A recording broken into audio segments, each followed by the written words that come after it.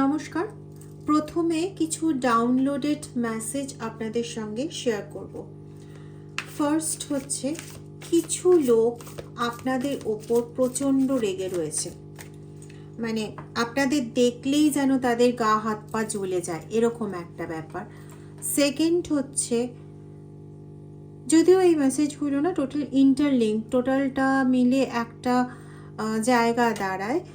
তো সেকেন্ড হচ্ছে, আপনার কোনোভাবে কোনো উন্নতি অনেক দূরের কথা, আপনি কোনো স্টাকড এনার্জি থেকে বেরোন, এটা ওরা চায় না।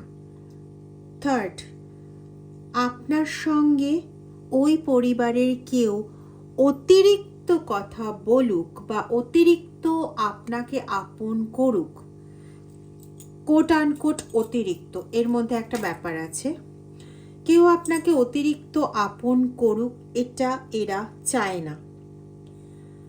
কোট আনকোট অতিরিক্ত কথাটা এই জন্য বললাম, ওদের কাছে সব কিছু, মানে ওদের কাছে এটা ঠিকঠাক যে আপনার সঙ্গে কেউ কথা বলবে না, সবাই দূরছাই করবে। ওদের কাছে এটা ঠিকঠাক নয় যে আপনাকে কেউ ইম্পর্টেন্স দেবে, কেউ আপনার সঙ্গে নিজের থেকে গিয়ে কথা বলবে। দ্যাটস এইটুকুনি জিনিস। হাই হ্যালোটুকুনিও কেউ আপনার সঙ্গে যে নিজের থেকে করবে, হাই হ্যালোটুকুও করবে, সেটা হচ্ছে তাদের কাছে কোট আনকোট অতিরিক্ত। ক্লিয়ার? এবার আমি যথেষ্ট ক্লিয়ার করে বলার চেষ্টা করছি। আপনার উপর প্রচণ্ডভাবে তারা রেগে রয়েছে, মানে তাদের রাগের পরিমাপটা এতটা বেশি যে যে কোনো মোমেন্টে তারা যে কোনো ডিসিশন নিতে পারে, এমনকি সেটা ঠিক হচ্ছে কি ভুল হচ্ছে সেটা চিন্তা ভাবনা করার কোনো রকম সদিচ্ছা পর্যন্ত তাদের নেই। ওকে, আরেকটা জিনিস যেটা, এদের মধ্যে অনেকেই না ফিমেল এনার্জি রয়েছে। যদি কেউ আপনাকে বলল যে আপনাকে দেখতে খুব সুন্দর লাগছে, তাহলে সে শেষ, আর না হলে সে বলার অপরাধে আপনাকে কিছুদিন সাজা ভোগ করতে হবে। সেটা যে কোনোভাবে, মানে সাজাটা ঠিক করবে এখানে ওই মহামান্য আদালত, যে একভাবে বলতে গেলে আপনার শত্রুই বটে। কারণ যারা ভালো চায় না তারা অবশ্যই শত্রু ট্যাগটা পাওয়ারই যোগ্য, তাই নয়? তো এটা নিয়ে আজকের রিডিং। আপনি অ্যাংজাইটিতে থাকুন, দেখুন এটা কিন্তু আমি শাফল করতে গিয়ে এই দুটো নিজের থেকেই পড়েছে।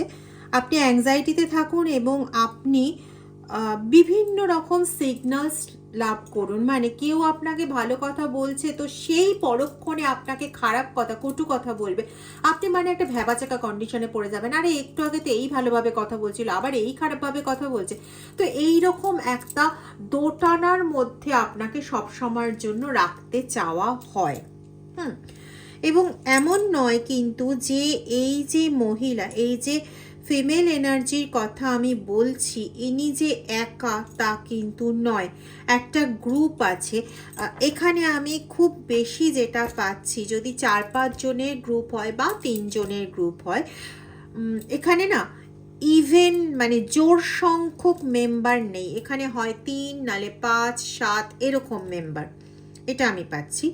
তাদের মধ্যে কারোর ইনিশিয়াল এম দিয়ে, কারোর ইনিশিয়াল জে, বা কারোর ক্ষেত্রে এস অথবা এইচ। আচ্ছা, আরেকটা পাচ্ছি I, J, I, S, H, M, এই কটা ইনিশিয়াল আমি পেয়েছি। আচ্ছা, কেউ নিজেকে প্রচণ্ড সাহসী দেখাতে ভালোবাসে, একটু ডেয়ার ডেভিল ধরনের, ড্রেস আপও তার অনেকটা ওরকম ধরনের। এদের মধ্যে 2 জন বা 3 জন এরকম থাকবে যাদের এজ কিন্তু একটু কমের দিকে, মানে ধরুন কলেজ গোয়ার্স, বা হয়তো তাদের এজ একটু বেশি হলেও তাদের দেখতে লাগে ওরকম বেটে খাটে অনেকে হয় না, তাদের দেখতে লাগে ওরকম, নিজেদের প্রচণ্ডভাবে নিজেদের নিয়ে ভীষণ ব্যস্ত, চায় যে তারা সবার কাছে ফ্যামিলিয়ার হবে, তাদের সবাই দেখতে সুন্দর বলবে, খুব ভালো বলবে, সব দিক থেকে একদম সমস্ত রকম খ্যাতি তারা পাবে, আপনি নন। এবার আপনি ওদের মানে প্রথম যে সর্বনাশটা করেছেন সেটা হচ্ছে ওরা যে ফলস ইয়েগুলো পাচ্ছিল, প্রশংসাগুলো পাচ্ছিল, এখন আপনি আসার পরে মানে ওই ফলস প্রশংসা পাচ্ছিল তো আর কি, ওই প্রশংসাগুলো এবার ওদের ভাগ্য থেকে গিয়ে আসল ব্যক্তি যে ডিজার্ভ করে অর্থাৎ আপনি প্রশংসাগুলো পেতে শুরু করেছিলেন। হতে পারে এটা যে যাদের ক্ষেত্রে এটা ম্যাক্সিমামে আমি এটা সংসার জীবনের ক্ষেত্রেই পাচ্ছি, তো সেখানে আপনি আসার পর 1-1.5 বছর ম্যাক্সিমাম, আমি 8 মাস থেকে 12 মাসের একটা এনার্জি পাচ্ছি যেখানে আপনাকে খুব প্যাম্পারিং করা হতো বা খুব ভালোভাবে কথাবার্তা বলা হতো, আপনার সঙ্গে সকলের একটা সহাবস্থান ছিল, সমন্বয় ছিল, ঠিক আছে। কিন্তু তারপরের থেকে না সব কিছু হঠাৎ এক লহমায় পাল্টে যেতে শুরু করে। তার পেছনে অবশ্যই এদের মানে কাণ্ড কারখানা রয়েছে। এরা মানুষকে দুরকমভাবে, দুরকম না একাধিক উপায় অবলম্বন করেছে নিজেদের ঠিক দেখানোর জন্য।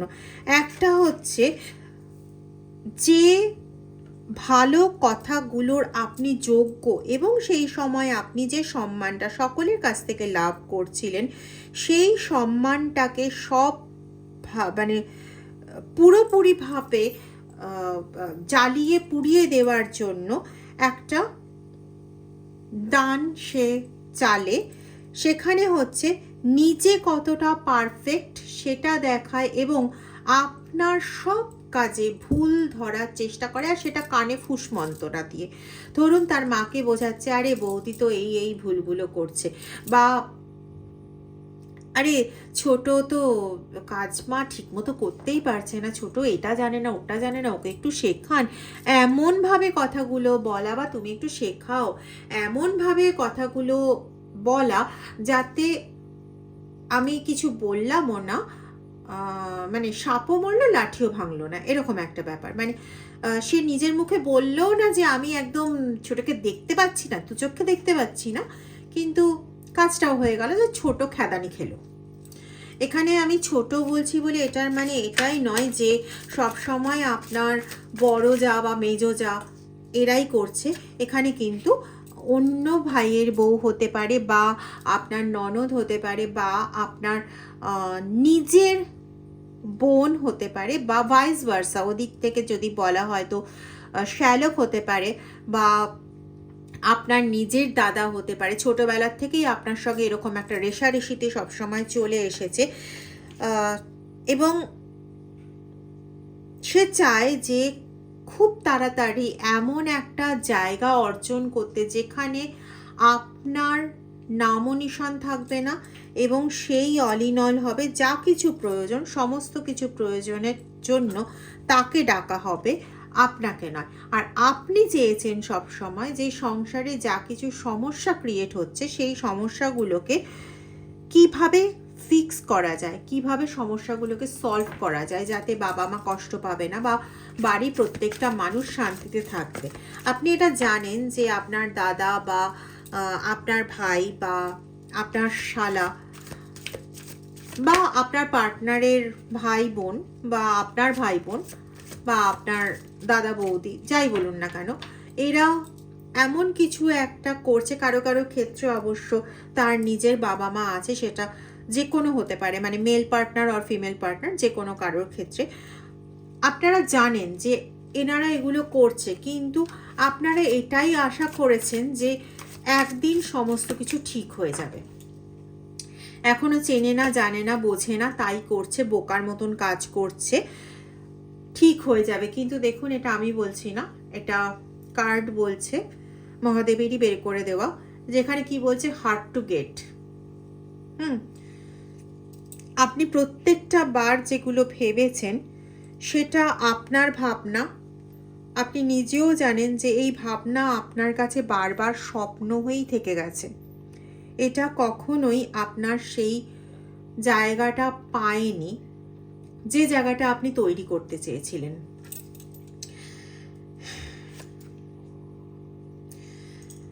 এবং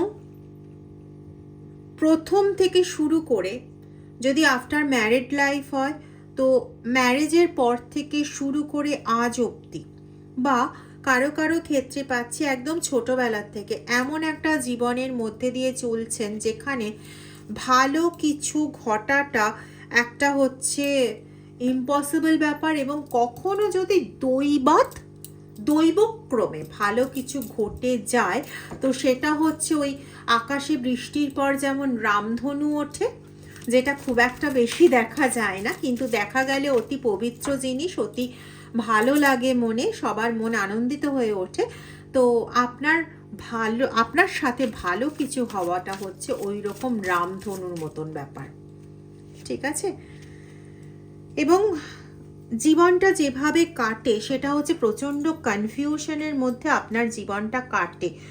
এত কিছু সমস্যা আপনাকে মোমেন্ট টু মোমেন্ট ফেস করতে হয়, প্রত্যেকটা মোমেন্টেই বলতে গেলে পরে আপনি একদম টাওয়ার মোমেন্টে রয়েছেন, তবুও আপনার শত্রুর আপনার ওপর রাগের কোনো অন্ত নেই। কেন সেটা দেখে নেব।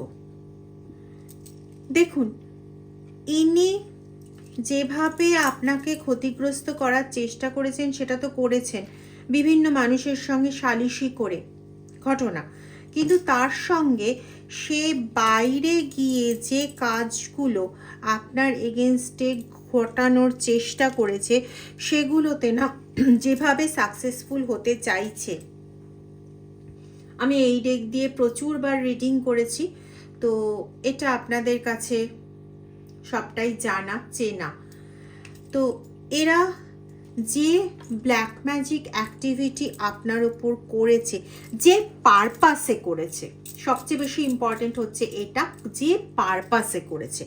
তো যে পারপাসে আপনার উপর ব্ল্যাক ম্যাজিক অ্যাক্টিভিটিটা করা হয়েছে, আপনাকে বিভিন্ন কিছু খাওয়ানো হয়েছে, সোজা কথায় আপনাকে বিভিন্ন কিছু খাওয়ানো হয়েছে, শুধু আপনাকেই নয় আপনার পার্টনারকেও খাওয়ানো হয়েছে। কারোর ক্ষেত্রে খুব বেশি জন হবে না, যাদের প্রচণ্ডভাবে আমি দুটো ডিজিট পাচ্ছি 8 আর 9, এই ডিজিটগুলোর সঙ্গে আপনারা যে কোনোভাবে যুক্ত। আর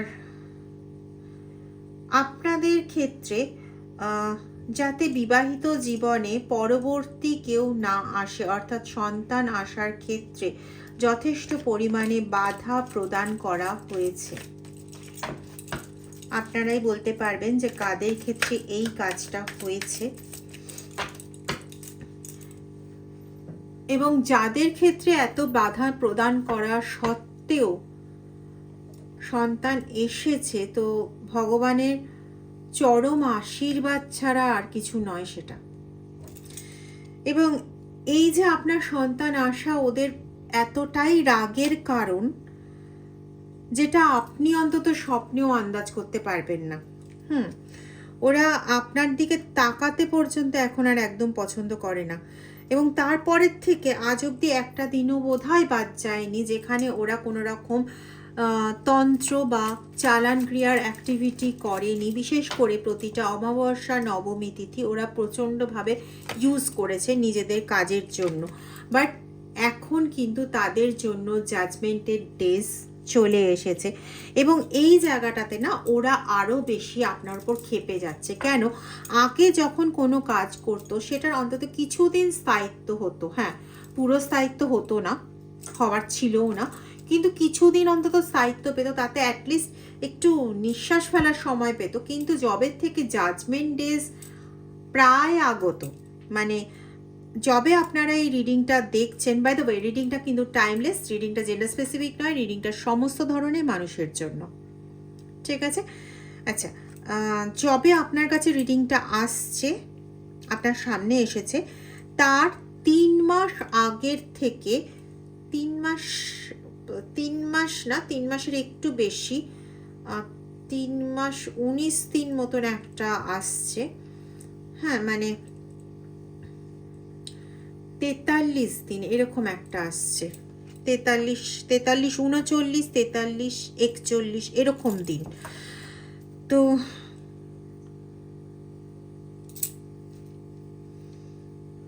না, ভুল বললাম, 39 মানে হচ্ছে আপনার 1 মাস 9 দিন বা 1 মাস 8 দিন এরকম একটা দিন থেকে অলরেডি তাদের জাজমেন্ট ডেজ শুরু হয়ে গেছে। এবং তখন থেকে না ওরা যে চেষ্টাগুলো করছে সেই চেষ্টাগুলোতে ওরা কন্টিনিউ বাধাপ্রাপ্ত হচ্ছে, কন্টিনিউ।